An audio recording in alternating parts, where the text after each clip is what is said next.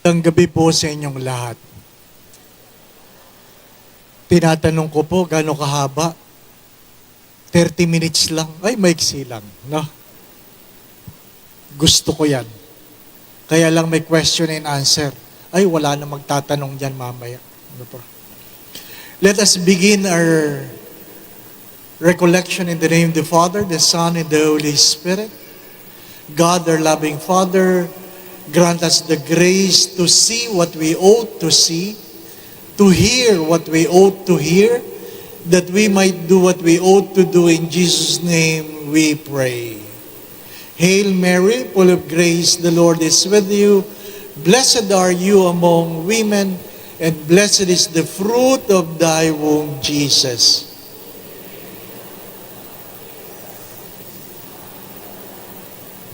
Mary, seat of wisdom, in the name of the Father, the Son, and the Holy Spirit.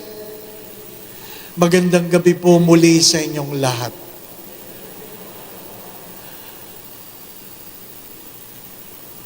A little picture about Christmas. And I have said already that Advent is much bigger than Christmas. Pasko muna. Sabi ko nga, pag bata ka, ang laman lang ng isip mo, makatanggap ng pamasko. At pag ikaw ay nagkakaedad na, nagtratrabaho ka na, mayroon ka ng burden na magbigay ng regalo. Mayroon ng kriskrinkel. Mayroon ng namamasko. At pag ikaw ay higit na tumanda, retired ka na, halos ka na walang pambigay, umaasa ka na sa regalo ng iba para meron kang pang regalo. Kaya ang nanay mo, nag-aantay ng abot mo. Hindi para sa kanya, kundi para sa apo niya. Hindi po ba? Ganun talaga.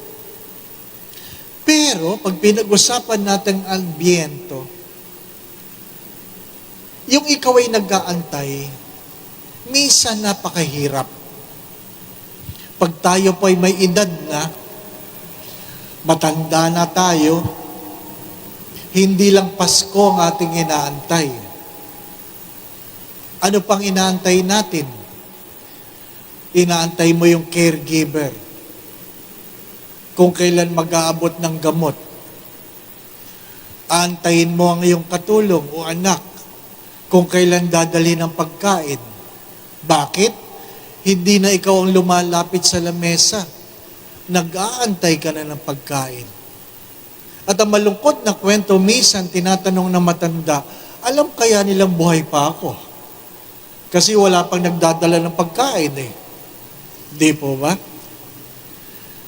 You have to understand that waiting is the most difficult thing to do. Especially when you do not know if it will come. Even though you know when it comes or it will come, you do not know when will it come. Imagine, as Saint Bernard of Clairvaux have said, there are 3 Advents. The first Advent was the first Christmas. That's the first Advent.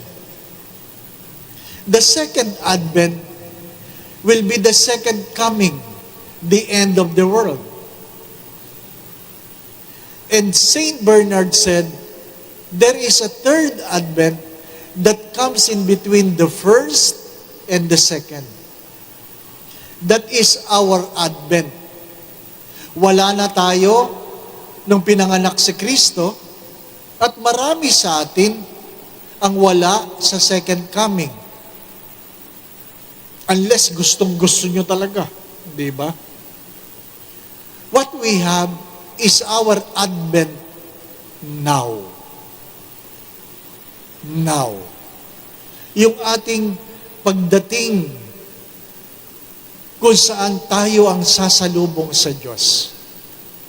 Sa madalit sabi, the second and the third Advent is the time we all die and meet the judgment of God.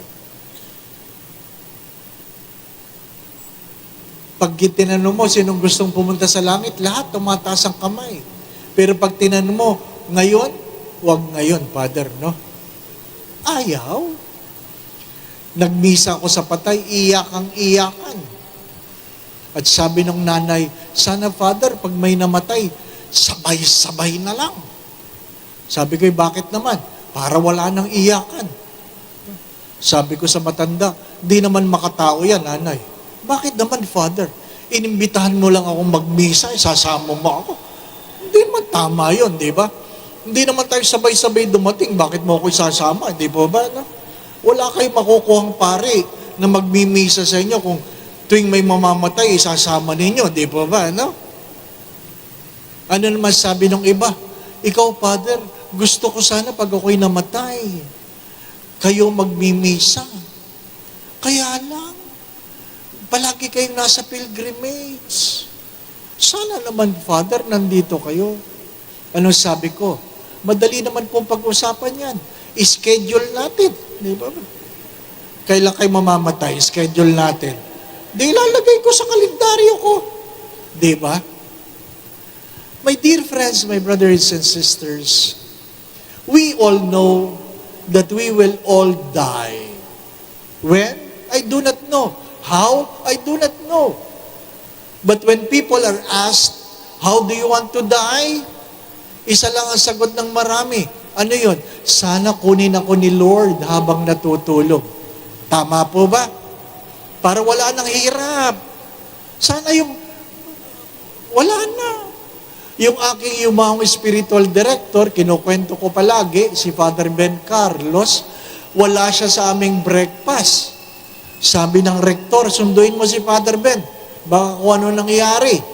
Pinuntahan ko sa kwarto, pagkatukong ganyan, pagbukas, aba, bihis na bihis. Sabi ko, saan ang lakad ninyo? Ba't kayo bihis na bihis?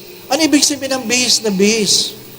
Naka-full regalia, naka-Roman collar, naka-suit, maayos ang pantalon, naka-medyas. Sabi ko, saan ang lakad ninyo? Di nyo sinabi na may lakad kayo? Sabi niya, wala. Uy, ba't kayo bihis na bihis? Kasi kagabi, nahihirapan na ako huminga. O ano ngayon? Nagbihis na ako. Diba, no? Para naman pag kayo ay dinat ng patay, disente. Diba, no? Maganda din yun, di ba ba, no? Kasi pag tayo natutulog, ang paborito natin damit, yung gulang-gulanit, di ba ba, no? Ay, pag kayo nahihirapan na mamaya, magbihis na kayo, di ba ba, no? Kaya pag nakita ka ng asawa mong nagbibihis, huwag mo lang tanungin, may lakad ka? Hindi, naghahanda ako. Nobody knows. Nobody knows.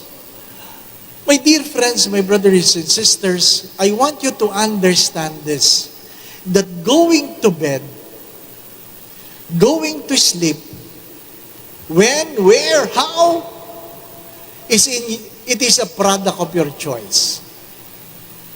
Kailan nyo gusto matulog? Kayo yun. Saan nyo gusto matulog? Kayo yun. Paano gusto nyo matulog? Kayo yun. But you have to accept to wake up in the morning is not yours anymore. Kailangan nyo tanggapin yun. May kapangyarihan kayong matulog mamaya, pero ang magising bukas, hindi inyo yun. Ang tawag doon ay biyaya. Huwag mo sabing nagising ka dahil sa alarm clock. Lagyan mo ng patay ang alarm clock. Tignan natin kung babangon. Hindi. Pag patay na, patay na. And you do not know when it will come, how it will come. You have to accept.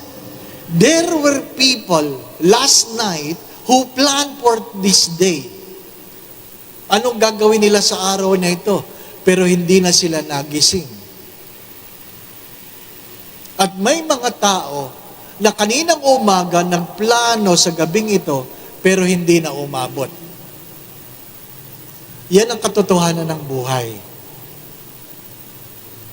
Many of you have heard that I had an angioplasty. I had a stroke. September 17 to be exact, last year. I planned for my day. In the morning, I have a 7 o'clock mass. At 3 o'clock, I had a wedding. In the evening, I'm supposed to have a dinner in Mega Mall. Driving in the narrow road of Pandacan, at 5:15, I had a stroke. 5:15. Completely paralyzed. It simply came. Habang nagdadrive, sabi ko lang sa kasama ko, sandali lang, naduduling ako. Tinabi ko, I close my eyes. Sabi niya, may vertigo ka? Hindi ito vertigo. Kasi ang vertigo, umiikot ang daigdig. Hindi ko lang makita ang gusto kong tingnan. Naduduling ako. Sabi niya, sige, pahinga mo lang ang mata mo. Pinahinga ko sandali. Pagmulat ko, wala pa rin. At natakot siya na sinabi kong, wala nang pakiramdam ang aking kamay. Alam niya, stroke yun. Stroke yun. Sabi niya, ngumiti ka nga, ngiti ako. Bakit? Kung tabingi ang mukha, siguradong stroke. Di po ba? Pero, after few minutes, sabi ko, wala nang pakiramdam ang aking paa. Ganong kabilis. At least nakakapagsalita pa ako. Tawagan mo ang doktor ko, tawagan mo si ganon para ipag-drive tayo, tawagan mo ang kapatid ko, pakisuyuan mo ang gwardiya ng Mercury ng Pandacan na ilipat ako sa likod para makapunta tayo sa hospital. Sabi ng gwardiya, Father, hawak, hawak. Ano sabi ko sa gwardiya? Di ko po may galaw ang kamay ko. Father, hakbang na lang. Hindi ko po may galaw ang paa ko. Ganon kabilis. Nagplano ka sa maghapon, hindi mo alam kung aabutin ka ng gabi. You do not know. My dear friends, my brothers and sisters, 3 weeks before the stroke, I had my blood test. Ang ganda ng blood test ko. Sabi ng doktor, you're healthy. And after 3 weeks stroke, hindi na ako naniniwala sa blood test. Don't be too confident because it is not yours in the very beginning. Time will come that we will receive and we will meet our Redeemer. You do not know when it will come. Sabi ko nga sa inyo, ang inyong panalangin na yan, kunin ako habang natutulog. Hindi naman masama yun, hindi po ba? Ang malungkot na kwento, dahil yun ang panalangin ng marami nang namamatay sa misa. Bakit? Natutulog eh. Unang pagbasa, unang pagtulog. Ikalawang pagbasa, pangalawang pagtulog. Humiliya, mahaba-habang pagtulog. Kinuha ni Lord, tulog ng tulog eh. Sabi nung isa, Father, mayroong ika-4 na pagtulog sa misa. Ha? Bago yan ah. Ano yung ika-4 na pagtulog? Pagdating ng koleksyon, Father, yung iba, biglang natutulog. Pagdaan ng basket o kolektor, tulog. Grabe! O sige, matulog ka. You do not know. And because I hope you're beginning to understand that everything is a gift, hopefully, it will make you look at life with gratitude. Ano sinasabi ko palagi? The secret of a happy life is a grateful spirit. Not all grateful people, not all happy people are grateful people, but all grateful people are happy people. When you are miserable, when you are unhappy, most probably, you are ungrateful. You are ungrateful. Tinatanong ko yung mga bata sa Santa Maria Goretti, after the pandemic, the first simbang gabi na inalaw. hanap buhay. Kahit hindi marunong magpa-park, pito ng pito, para ayusin yung mga nagpa-park sa kalsada. Nagkakabangga-bangga nga yung mga sasakyan. Bakit?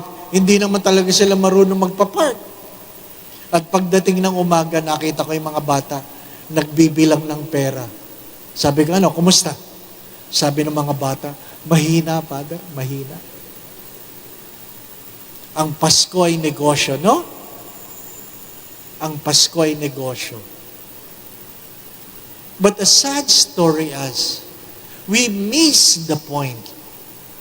Mananabi ako, ha? Bato-bato sa langit. Ha? Mananabi ako. Bato-bato sa langit ang tamaan, buti nga. Ano po? Ano sabi ko kanina? John the Baptist is the messenger. Naintindihan nyo yun? And he points his finger to the message. And who is the message? Jesus. What is important? The messenger or the message? The message. Maliwanag po ba yan? So, ang mahalaga, si Kristo ang mahalaga. Tama po ba? O ito ang aking pananabi? Ready na kayo? Talaga? Sino ang mahalaga sa komunyon? Yung lay minister o ang katawan ni Kristo? Ha? Katawan ni Kristo. Bakit yung katabi ko kanina, wala na nakapila ako, haba pa?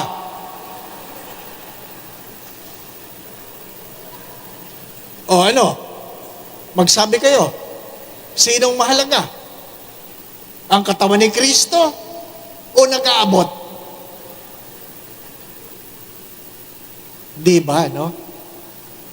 Kung mahalaga si Kristo, kahit sino ang nag-aabot, tatanggapin mo. Tinitingnan ko nga siya eh. Kuya, ba't wala ka na? Haba pa na sa akin ah. Hindi maliwanag. Naintindihan mo ba? Pag hindi mo ginagawa, hindi mo naintindihan. Kaya mahirap yung recollection tayo na recollection. Wala namang pagbabago ang buhay. Di po ba, ano? Huwag nang imbitahin yan. Huwag nang imbitahin.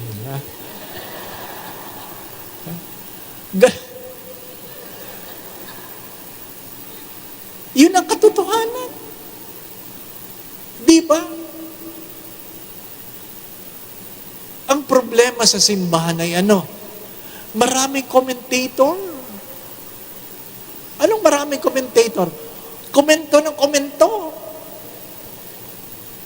Pero pag tinanong mo, pwede po ba kayo? Ay, wag na ako. Baka pwede kayo? Wag na ako. Oh. Ano sabi ni Pope Francis? You can never criticize anyone if you do not have the courage to help. Anong sabi ng mga psychologists? If you cannot row the boat, never rock the boat. Yung iba, rock lang eh. Di ba? Kaya hindi nakakarating. Kasi walang gustong sumagwan. Di po ba? No?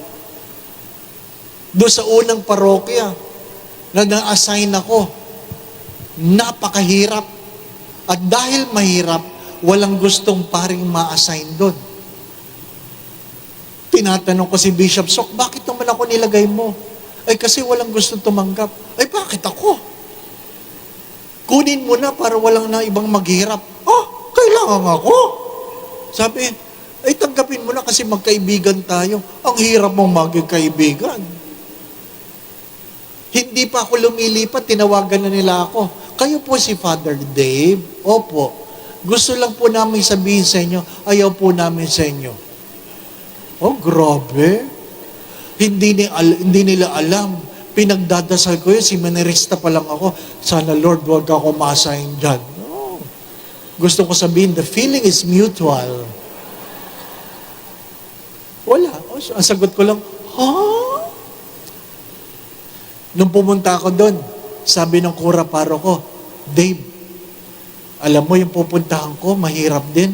Pwede ko ba dalhin yung mga inipon ko? Ano sagot mo? Opo, sige po, dalhin po ninyo. Hindi ko alam. Lahat pala inipon niya. Pagdating mo, wala kang kama. Butas ang dingding, dinala niyang aircon. Wala kang kakainan kasi dinala ang kaldero. Ang pinakamalungkot, pati toilet seat, dinala niya. Ganon kahirap yun. At dahil ayaw ka ng mga tao, yung unang misa ko, nakatingin lang silang lahat sa akin. Kulang na lang ako sumagot doon sa mga sinasabi ko eh. Sumainyo ang Panginoon. Halos walang sumasagot. Sumaakin din. Ganun ang buhay eh. Sometimes the messenger are not welcome. That's the sad story. The messenger are not welcome. Kaya nga mahirap maglingkod sa simbahan. Hindi po ba? Ano? Pinuri ba lahat? Anong nangyari sa mga propeta? Inamin ng Diyos. Nagpadala ako, binugbog ninyo eh. Yung iba, pinatay ninyo eh. Because messengers are not always welcome. Ilan na nagsimba sa unang misa ko? 25. Magkano ang koleksyon? 1850. Binilang ko yun, binilang ko. 3 beses kong binilang. Nakasalampak ako sa sahig. 1850 talaga. Isipin mo, mayroon pang hindi nagbigay. Di ba? Kahit man lamang sana, tigpipiso, di po ba? No? Naiyak ko. Naawa ko sa sarili ko. Bakit?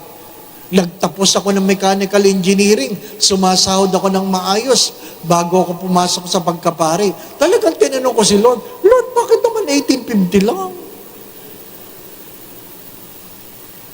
At inamin ko, sinabi ko yun sa Diyos. Anong una kong panalangin sa parokyang yun? Lord, please, don't make me too poor that I may curse you. Don't make me too poor that I may curse you. But don't make me too rich that I may forget you. Because we know when and where we can stand. Alam natin yun. Pero mahalagay ano? Sa gitna ng kahinaan, ang Diyos ay dumating, ang Diyos ay dumadating, ang Diyos ay patuloy na darating. Bakit? Sapagkat sa gitna ng Adbyento, nangiibabaw ang habag ng Diyos. What is prominent in every Advent is the mercy of God. Ano yung mercy? Ano yung habag? Mercy is being spared from the punishment we deserve. Mercy is being spared from the punishment we deserve. Karapat dapat tayong parusahan, pero hindi tayo pinarusahan. Marami ng beses na pwedeng gunawin ng Diyos, panibagong Sodom at Gomora, panibagong, sabi nga ay pagbaha, pero hindi ginawa ng Diyos. Mayroong pandemic, pero may natira. Di po ba? Naitanong po ba ninyo ito? I hope you humbly ask the question. Because during the pandemic, first, patients are numbered. Later on, patients have names. Later on, those names are names familiar to you. Later on, those names familiar to you are your relative already. At kapag kamag-anak mo nang namamatay sa COVID, kinakabahan ka na. Di ba? Hindi na malayo sa iyo yun. At yun ang malungkot na kwento. Ang pinakamahirap mamatay noong panahon ng COVID, naghihingalo ka na hindi mo katabi ang sino mang kilala mo. Ang nurse na naka-PPE, hindi mo kilala. Di po ba? Nahihirapan kang huminga. At ang mga tao sa labas, nagtatanong, lalabas ka ba ba? At pag namatay ka, hindi ka na makikitang buo. Abo ka na lang. Hindi po ba? At yun ang maraming sugat na dinulot ng pandemic. Ang pumanaw, ang mahal sa buhay, nang walang maayos na goodbye. Ang biro ko nga yung bang lumabas na abo, sigurado mong siya yan? Di ba? Sa dinami-dami ng namatay, nakapila silang lahat. May probabilidad na yung naibigay sa iyo, hindi yung kamag-anak mo. Di po ba, na? How you wish the ashes would speak, ako nga ito. Di ba? Paano ko sinabing, hindi ako si Delphine. Ay, grabe. Asawang mo, Delphine, halimbawa, di ba, no? Ano sasabihin mo? Pero hindi yun ang tanong. Ang tanong ay, bakit hindi ikaw ang namatay? Hello? Naitanong niyo ba yon? Sa dinami-dami ng namatay ng COVID, buhay ka? Di ba? Bakit? Banal ka? Mas mabait ka? Mas palasimba ka? Madasaling ka? Bakit ka? Naitanong niyo po ba yon? Or you are too proud to think? You are too proud to think it is because you merit it. Excuse me. Baka sa'yo mamaya yun, you fool, I will take your life tonight. Magbihis ka. Nung na-stroke ako, 5:15, dinala ako sa isang hospital na hindi ako masikaso. Nagpalipat ako sa Cardinal Santos. Dumating ako sa Cardinal Santos, 10:30. Sinadya ng Diyos yun. Na ano? Na talagang wala akong masasabi na mayroon akong ginawa, kaya ako nabuhay. Why? Kung kayo ay may kakilalang doktor at kayo ang doktor, ano sabi?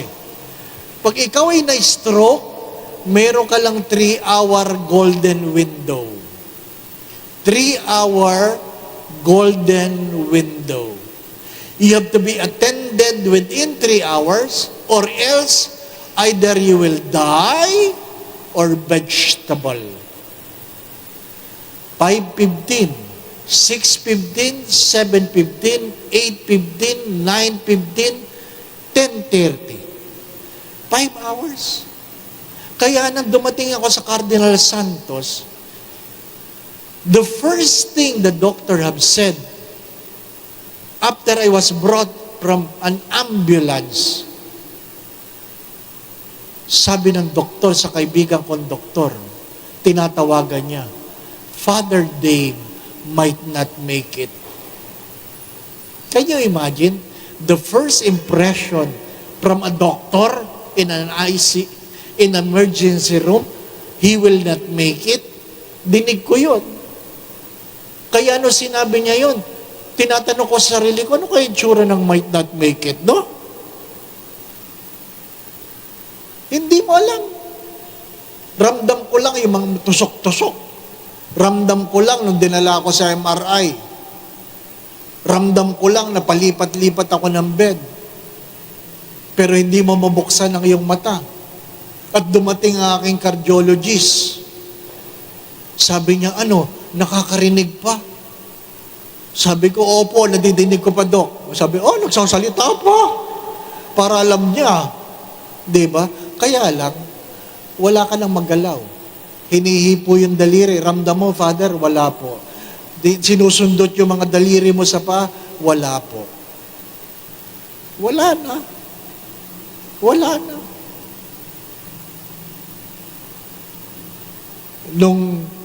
Nung ililipat na sa ICU, 1:30 in the morning, Sabi ng nurse, Father, ililipat ka na namin ha sa ICU. Opo. Pero Father, magdadiaper tayo. May magagawa ba ako? Nung tinatanggal na yung belt, hinuhubad na yung pantalon, ang laman lang ng isip ko, ay Lord, makikita nila ang matagal nang tinago. Diba, no?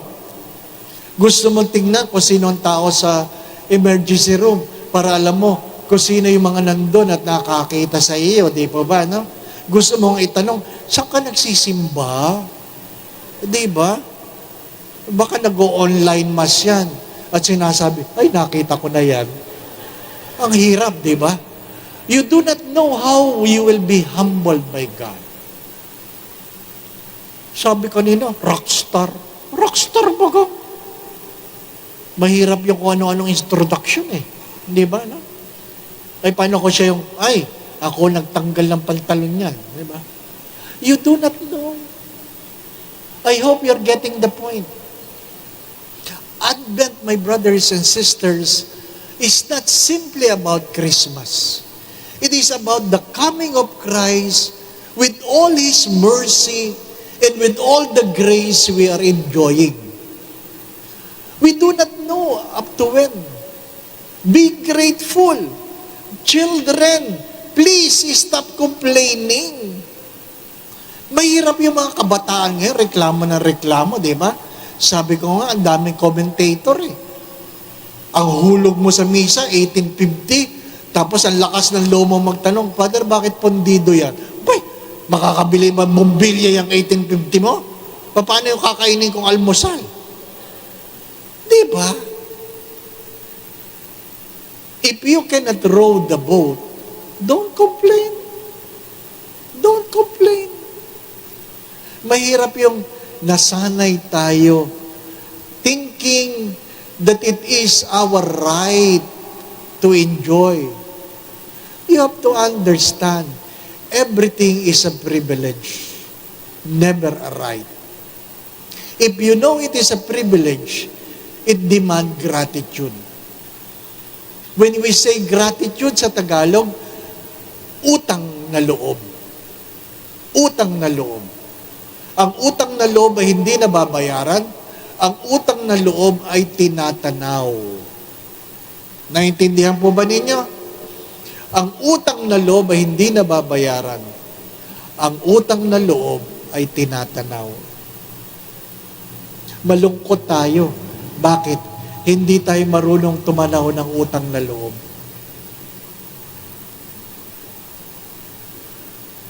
How old are you? At least I can look at you and I can imagine how old are you. But the question is, have you realized if you are 34 years old and above, you have lived longer than the Christ-made man? Have you realized that? That if you are 34 years old and older, you have lived longer than the Christ-made man. Di ba? Kung mahaba ang buhay, dapat mayroong higit na pasasalamat. Sinabi ba ng Diyos na magiging madali ang buhay? Hindi. Ang sabi ng Diyos, pupunasan ko ang luha sa iyong mga pisngi. Ibig sabihin, luluha ka. Tama po ba? Pag sinabi ng Diyos, bubusugin kita sa iyong pagkagutom, ibig sabihin, magugutom ka. Papawiin ko ang iyong pagkauhaw. Ibig sabihin, nauhaw ka. Bibigyan kita ng kalakasan kapag ikaw ay napapagal. Di po ba? My dear friends, my brothers and sisters, Jesus never promised an easy life. Scott Peck, in his book, The Road Less Traveled, I wish you can read the book. The first line of the book is, life is difficult. Life is difficult. Sadyang mahirap ang buhay. Kaya pag ikaw ay nagrereklamo, hindi mo naintindihan. Hindi mo naintindihan. Ipaalala nyo sa inyong mga anak na kung saan ang alam lang na ulam ay hotdog. Hotdog. Aba, pinaghanda mo. May sinangag ka, may itlog ka, may bacon ka, may tosino ka, may daing na bangus ka. Grabe. Wala ka lang hotdog. Ano sabi ng anak? Ma, wala tayong ulam. Mukhang hotdog. Diba? Nung kami nasa squatter, yun ang biruan. Ano sabi ng anak? Ma, anong ulam natin? Sabi ng nanay, tingnan mo sa rep. Sabi ng anak, wala naman tayong rep pa. Sabi ng nanay, di wala tayong ulam. Diba? Diba? Simple lang. We complain because we thought it is a right. My dear friends, my brothers and sisters, if you receive a thing because of the things you have done, it is never a grace. We call it merit. Merit. But you can never go to heaven by mere merits. You can never go to heaven. You will never wake up tomorrow by mere merits. Pero Father, yung nakapako sa krus, hindi naman nagsisimba yun Magnanakaw nga yun Pero sinabi lang niya, alalahanin mo ako kapag ikaw ay nasa paraiso na. At tinanggap ng Diyos. Bakit yun, Father? Nakapasok agad sa pinto ng langit. Tama naman yun.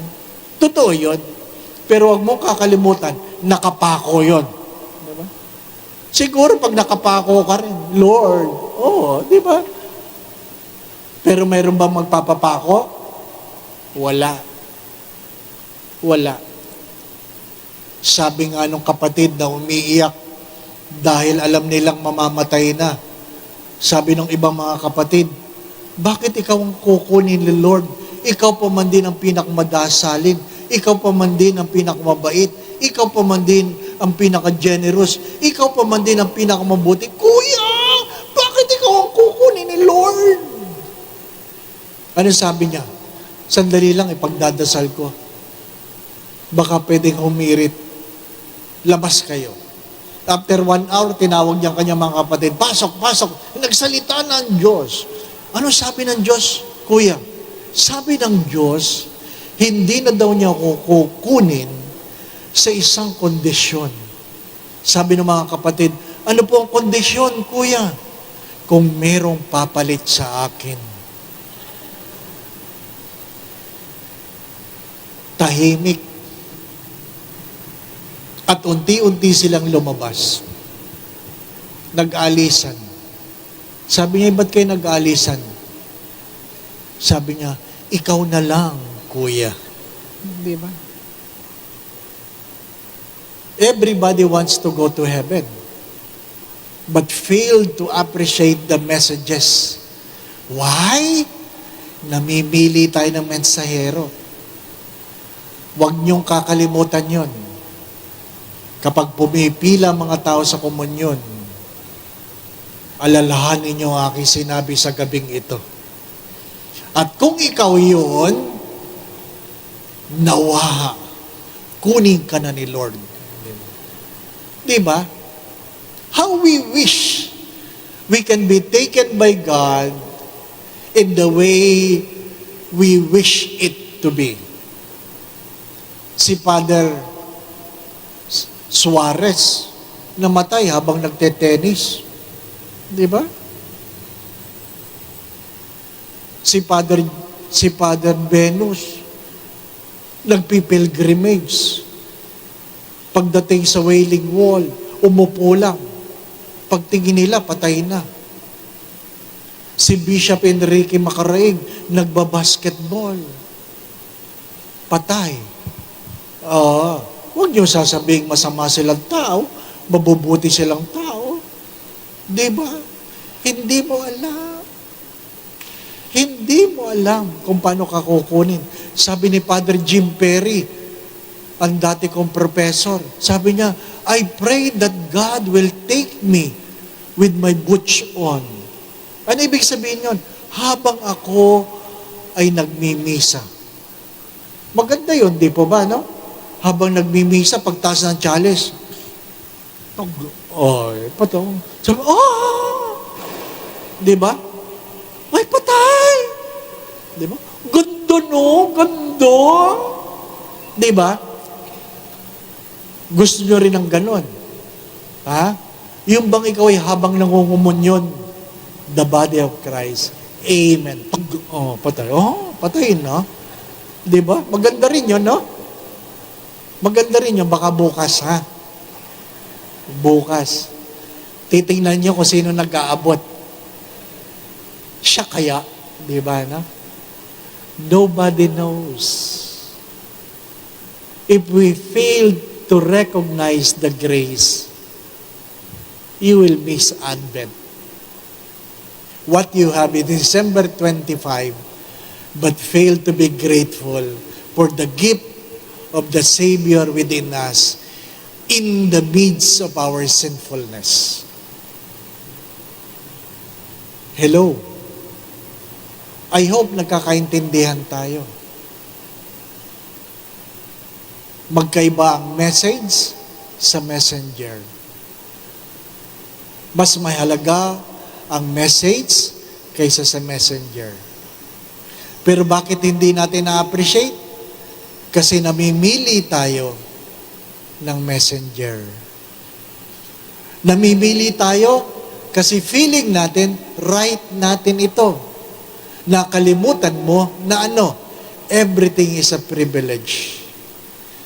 To sleep tonight, it is your choice. But to wake up tomorrow, it is not yours. People yesterday planned for today, pero hindi na nagising. There were people who planned for tonight, hindi na umabot. Nasabi ko yan sa inyo.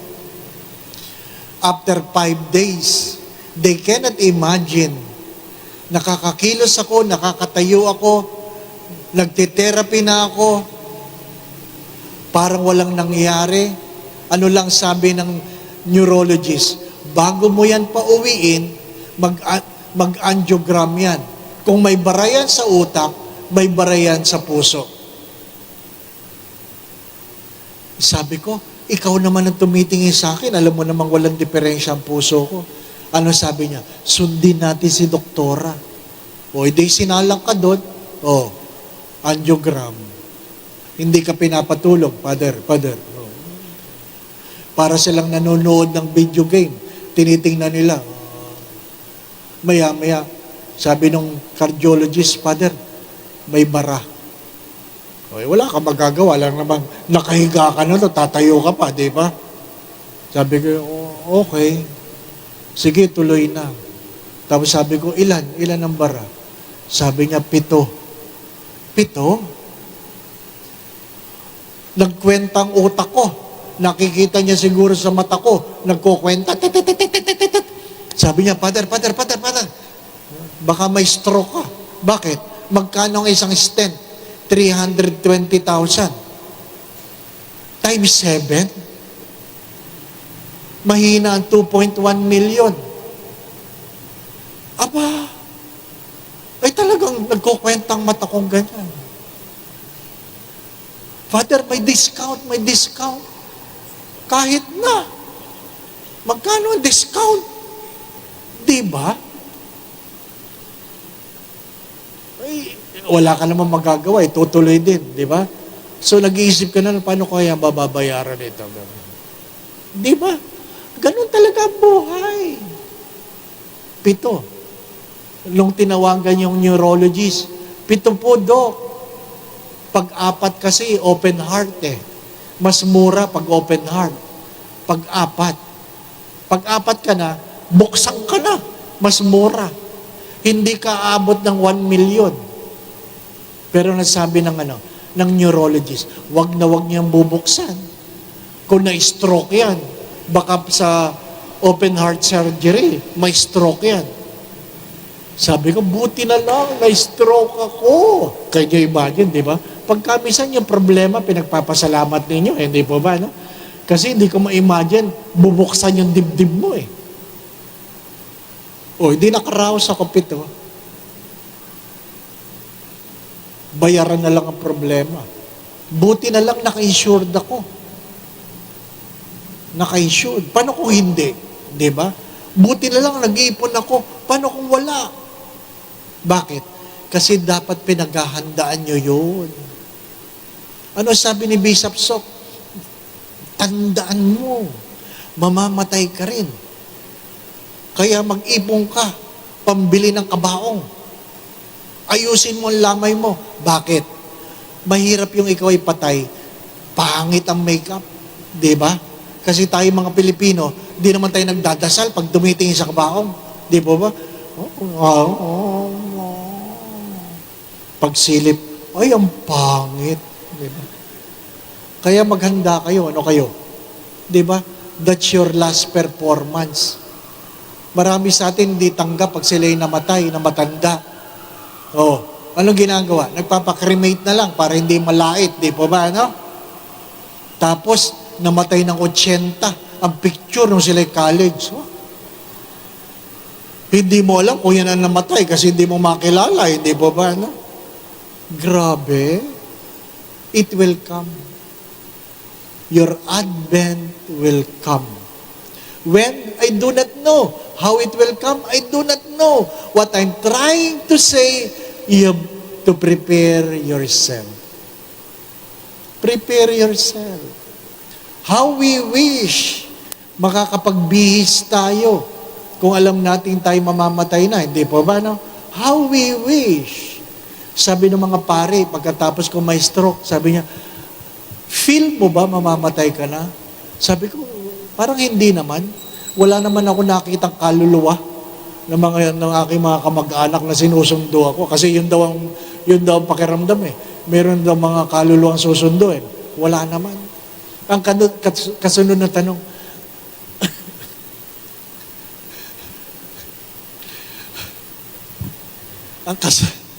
ang kasunod kasing tanong, nung ikaw ay nasa emergency room, nung pinapalitan ka na ng diaper, bago ang brief mo.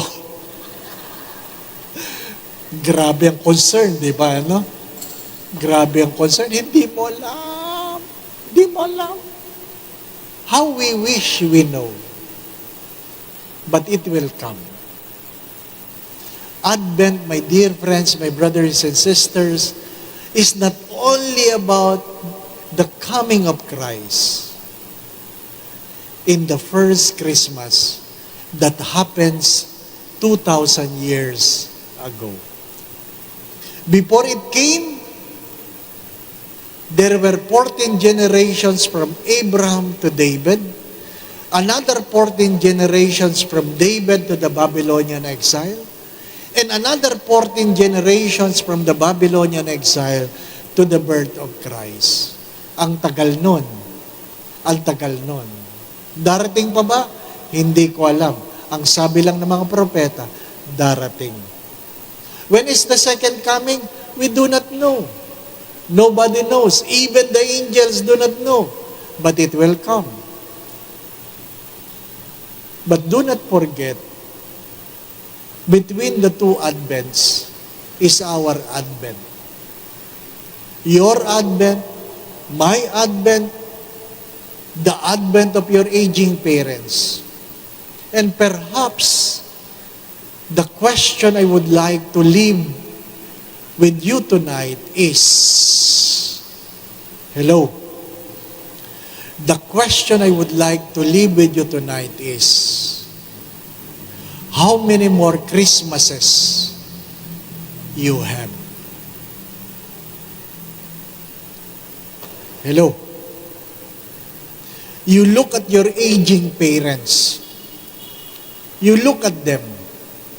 And you ask yourself, ilang Pasko na lang kaya meron si nanay? Ilang Pasko na lang kaya meron si tatay? Di ba? Tapos, bibigyan nyo pa ng sama ng loob? Hindi nyo naintindihan. Hindi nyo naintindihan. Kung binibigyan mo ng sama ng loob ang iyong matandang magulang, na hindi mo alam ilang Pasko na lang yan, ibig sabihin, hindi mo naintindihan na maiksi lang ang buhay, nakikiraan lang tayo. Kaya kung ikaw ay may regalo, iregalo mo na. Kung meron kang magandang damit, ibigay mo na. Kung kaya mong kumain ng masarap, kainin mo na. Sapagkat darating ang araw, hindi mo na yan magagawa. After my stroke, 1 year ago, I lost 10 kilos. Bakit? Ang daming bawal eh. Hindi ko kinakain ng bawal.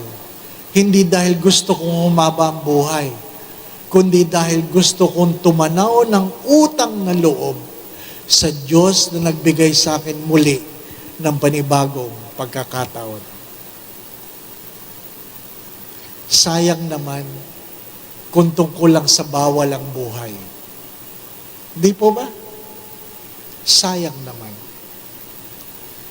I pray, my brothers and sisters, when you go home tonight, you choose a dress. Dress well. You kiss your husband, telling your husband, surely I will miss you. I'm sorry for everything. Remember that I love you so much. And your husband will tell you, bakit? Nagpapaalam ka na ba? Sasabihin mo, hindi. Baka ikaw kasi ang mawala mamaya. Akala mo, no? My dear friends, my brothers and sisters, ganun talaga ang buhay. Ganun talaga ang buhay. Meron pa bang tanong? Wala. Walang tanong? Buti na lang. Let us close this evening with a prayer. I hope you understand. And I hope you pray. You pray, understanding that Advent will come. When? We do not know. But if your heart is full of gratitude, knowing everything is grace, then you will look at life smiling. Again, the secret of a happy life is a grateful spirit. Not all happy people are grateful people, but all grateful people are happy people. Gratitude doesn't mean simply saying thank you, kundi utang na loob. Naway meron tayong utang na loob. Ang utang ay hindi nababayaran. Ang utang ay tinatanaw. At ang pinakamalaking utang ay ang buhay na pinagkaloob ng Diyos. Amen. Bow your heads and let us pray. Ama naming mapagmahal, idinudulog ko po itong iyong mga anak. Kilala mo ang bawat isa sa kanila, Panginoon. Alam mo ang kanilang mga pagkatao. Alam mo ang kanilang mga pagtawad, pagluha, kahinaan at kalakasan, mga kabiguan at tagumpay. Alam mo rin ang kanilang mga pangarap, hindi lang para sa kanilang mga sarili, kundi para sa kanilang mga mahal sa buhay. Idinudulog ko po ang bawat isa sa kanila. Hipuin mo sila, Panginoon. Nawa po'y ingatan mo sila.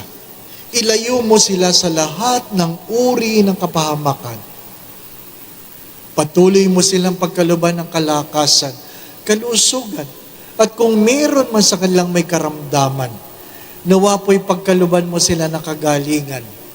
Gabayan mo sila sa lahat ng kanilang mga iniisip at ginagawa. Kung meron man silang pinagdadaan ng suliranin, tuwangan mo sila, Panginoon. Alisin mo po ang kailang mga pagkatakot at pangamba. Dagdagan mo po ang kailang mga pananalig at pananampalataya sa iyo. Idinudulog ko po ang mga mag-asawa. Kung meron mang alitan, sama ng loob, pagkagalit, pagtatampo, paghihinala, dala ng pagkakamali o pagkukulang ng sino man, naway merong pagpapatawad, merong paghingi ng tawad, merong pagtaligod sa pagkakamali, may pagbabagong buhay at panibagong pagmamahal. Idinudulog ko rin po ang kanilang mga pamilya saan man naroroon. Nawa po ang kanilang mga pamilya ipagharian mo ng pagmamahalan, pagkakaisa, pagkakasundo-sundo, kapayapaan, kasayahan, puspos ng pag-ibig at kasaganahan.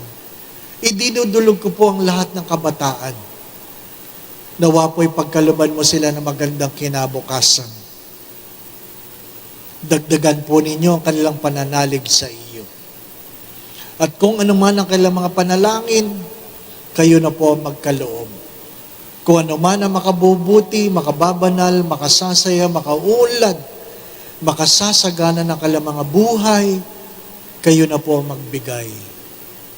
Nawa po sa tulong at panalangin mga banal, lalong-lalo na po ng mahal na Birhen, gayon din ni San Jose ang tapat niyang esposo, pagpalain mo po ang bawat isa sa ngalan ng Ama at ng Anak at ng Espiritu Santo. Amen. Magandang gabi po sa inyong lahat. Thank you very much, Father Dave, for such an enlightening and transforming recollection. Grabe.